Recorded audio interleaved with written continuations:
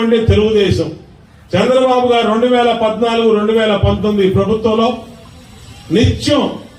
నిత్య కళ్యాణం లాగా 5 సంవత్సరాలు స్వర్ణయుగం రేపేంటో అనే భయం లేకుండా బతికాం. ఇవాళ జగన్మోహన్ రెడ్డి వచ్చినాక ప్రతి రోజు రేపేంటి అనేది దిగులైపోయింది. 1వ తారీఖు వస్తే ఆడవాళ్ళు ఉనికిపోతున్నారు.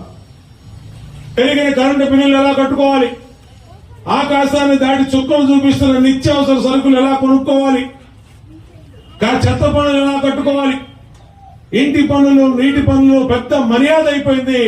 మా మహిళా సోదరి మళ్ళీ విజ్ఞప్తి చేస్తా ఉన్నా.